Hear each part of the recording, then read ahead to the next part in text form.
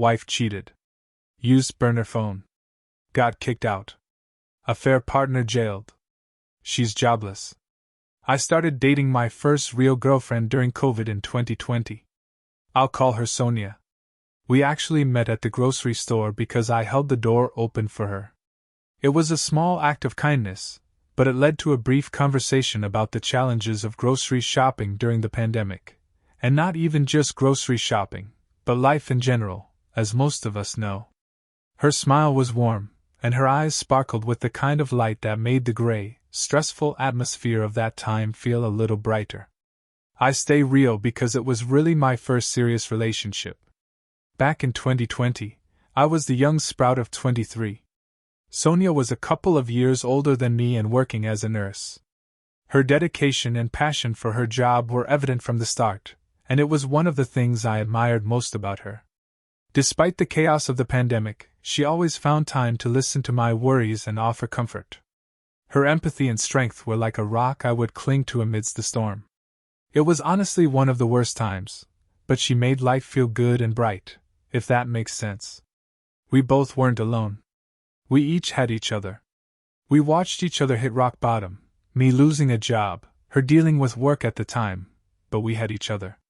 She had this infectious enthusiasm for life that drew me in.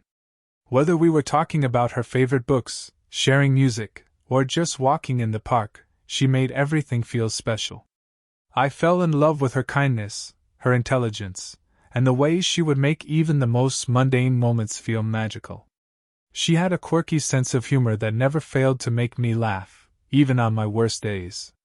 She had this incredible ability to make me feel seen and understood in a way no one else ever had. And here I am today, still trying to process everything that happened between us, and where things went wrong. It comes in waves. Writing this down is supposed to help, and maybe it will. At the very least, it's a chance to remember the good times and honor what we had. So it sort of started right before our 1-year anniversary. She came home from work one night, and I had this awful gut feeling that I'd never felt before.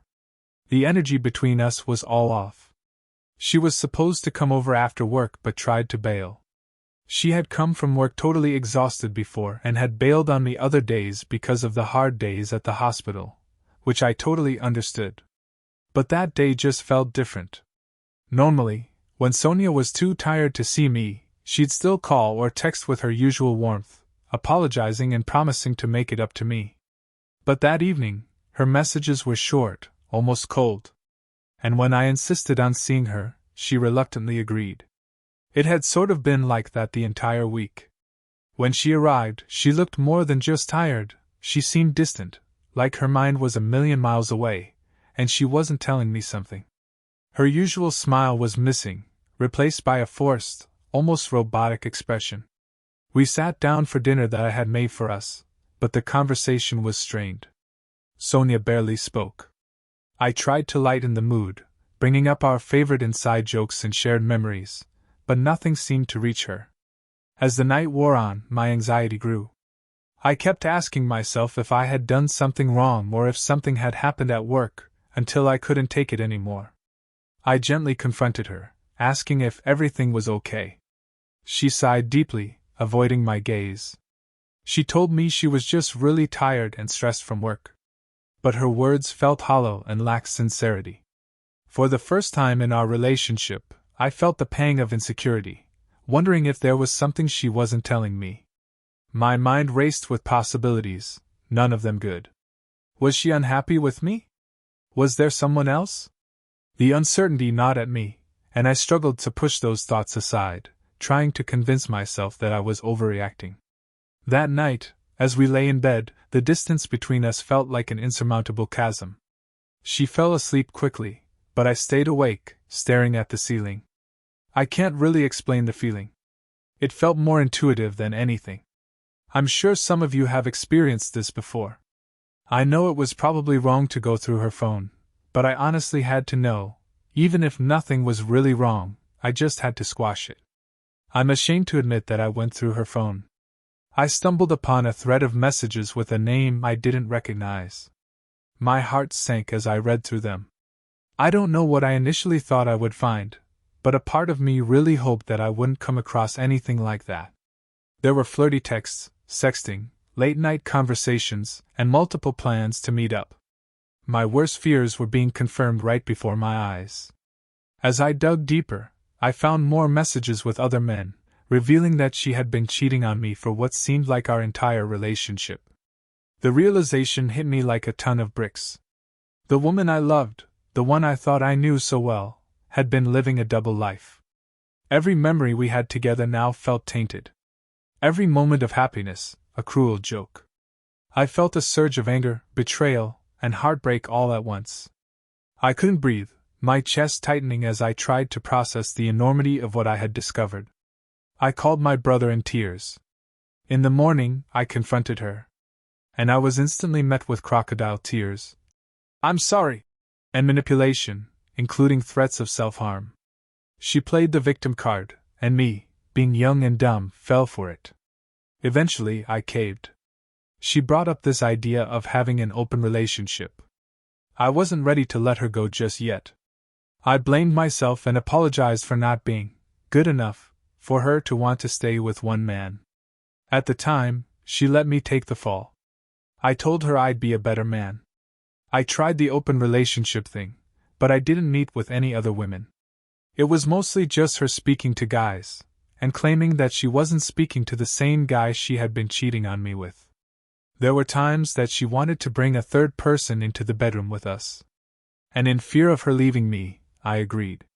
But the kicker? She didn't want it to be a female. She only wanted male third parties. Like a fool, I agreed. It was about 6 months of that when I asked her to move in with me, because I couldn't trust her. We spoke about getting married and starting a poly relationship.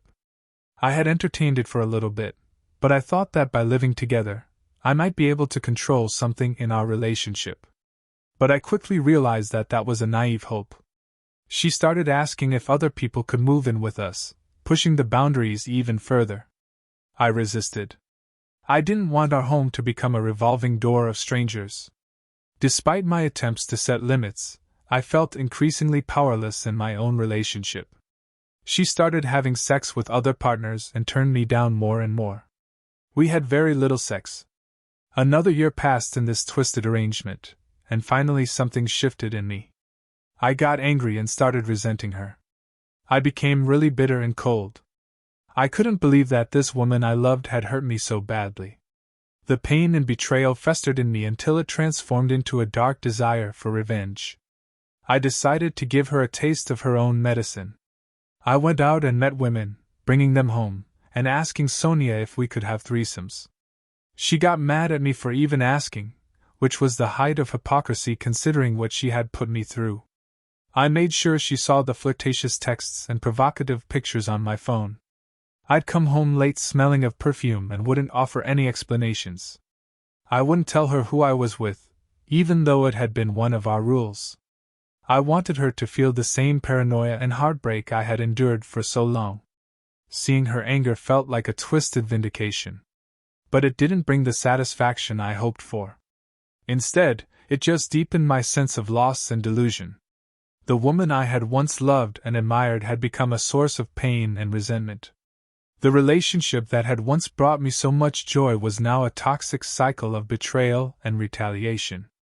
The whole thing was really ruining every aspect of my life. I hardly saw my family anymore because I was ashamed. When I did see them, they complained that they didn't even know who I was anymore. My brother mentioned how unhappy and sad I looked. Finally, one day in 2023, I woke up and wondered to myself, what the hell am I doing? Who even am I? I didn't recognize the person I'd become. Sonia and I were now basically just roommates. We weren't sleeping in the same bed anymore. Our paths hardly crossed. One of the women I had started seeing, in attempts to make Sonia jealous, was actually falling in love with me. But I was just trying to keep it purely physical. I didn't want to hurt people like Sonia was hurting me, so I broke it off. At this point, I told Sonia that I couldn't do this anymore, that I was just wasting my life away with this soul sucker who cheats on me right in front of my eyes. I asked her to move out. Which, of course, wasn't easy. At first, she straight up refused to accept it. She said she wasn't moving out, and I said if she wasn't leaving, then I was going to pack up stuff for her and leave it on the front lawn. She told me I was throwing everything away. She said that I couldn't just kick her out because it was our place. And I said that it was actually my place, and she was being the worst roommate I've ever had. Then the floodgates opened. I told her she was an evil person who just wanted to hurt me, and that I'd been a dead man walking since I first discovered she cheated on me. She told me I was being dramatic.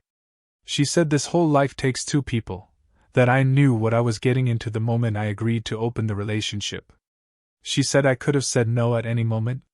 Then she called me a weak little boy, and told me I was a quitter. I said that she was the one who gave up the moment she decided to cheat on me, and then continued to do it, over and over. I said I tried to make it work.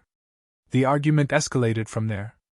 She accused me of being selfish and unreasonable, of abandoning our relationship without trying hard enough to fix it. I countered by listing all the ways she had hurt me, the countless nights I had spent agonizing over her betrayals, the times I had swallowed my pride and pain to keep us together. From there, I just started packing up her stuff and carrying it out onto the lawn, even the tiniest of things that I knew she had bought, like planter pots and bottles of wine. Anything that was hers, I just wanted it out of there. She started yelling at me and pushing me. At one point, she tried to get physical with me. I had to lock her out of the house. She called one of her partners. And then it only escalated from there. The police got involved. Her partner and I got physical. I was defending myself, and I bled all over my front porch. I ended up charging him, and he spent a few nights in jail. Sonia tried to come back the next day, sobbing, trying to apologize. She asked me where she was supposed to go. I told her she could go to any of the other partners that she had. Or her friends. Or family. I should have told her that I was done. She was hysterical. I told her I couldn't keep living like this. She continued to resist, making every excuse to delay the inevitable. She played on my emotions, reminding me of the good times, the plans we had made for the future. I told her she had to pack her stuff and that I didn't want to see her again. I said I'd help her load everything into a vehicle, but it had to be out by the end of the day. The reality of the situation began to sink in for her. After hours of back and forth, tears, and vomit, yes, she puked from hyperventilating, she finally caved. Though it was clear she was far from accepting it. As I was moving her stuff outside, she looked at me and said, "I hope you know what you're doing." And I told her that it was something. I should have done it a long time ago. My brother and his wife ended up coming over to help, just for moral support, and I appreciate the hell out of them for that. As she drove away for the last time, I felt a tumult of emotions. There was relief in reclaiming my space and my life, but also a profound sadness for the love that had been lost and the future that would never be. After that, I blocked her on my phone and over social media. It may be dramatic, but I burned whatever she had left. Practically anything that would remind me of her, gone. This first real relationship turned out to be a painful experience, one that shattered my naive expectations of love. The betrayal and heartache taught me more about myself and the complexity of relationships than I could have ever imagined. It was a bad first relationship, no doubt about it. I learned the hard way about the importance of trust, communication, and self-respect. Despite the pain, it also taught me to recognize my own worth and the necessity of setting boundaries. It showed me that true love shouldn't come at the cost of my own happiness and well-being. In the end, this experience shaped me. It made me more aware of what I need and deserve in a relationship. It was a harsh lesson, but one that ultimately made me stronger and more prepared for future relationships. If it's any consolation, I heard from one of our friends that Sonia had been let go from her role at the hospital. She had been severely underperforming. Some of her colleagues had been complaining about her. I guess I wasn't the only one who had issues trusting her. Apparently, she had been stealing medication for some of her partners and not filling out patient charts properly. Last I heard, hospital administrators were reportedly conducting an internal investigation to assess the impact of Sonia's conduct on patient care and workplace dynamics. Anyway, thanks for reading this. If I can offer any advice after all of this, it's this: if something feels off in your relationship, don't ignore it. Trust your gut instincts and address any concerns you have with your partner. Don't settle for less than you deserve. You deserve to be with someone who respects and values you, who is faithful and committed to building a healthy, loving relationship. Sometimes, despite your best efforts, a relationship may not be healthy or fulfilling. Don't be afraid to walk away if it's no longer serving you or bringing you happiness. Remember, it's okay to prioritize your own happiness and well-being. Let's unpack this carnival of chaos, shall we? From grocery store meet-cuties to front porch showdowns, you've really covered the spectrum. Who knew holding the door open could lead to such a wild ride? And let's give it up for Sonia, the master of manipulation and queen of crocodile tears. I mean, threatening self-harm to avoid accountability? That's next-level emotional gymnastics right there. And open relationships? More like opening Pandora's box of disaster. But hey, at least you had a shining moment of clarity amidst the chaos. Sometimes you've got to hit rock bottom to realize there's only one way to go from there, up. And kicking Sonia to the curb?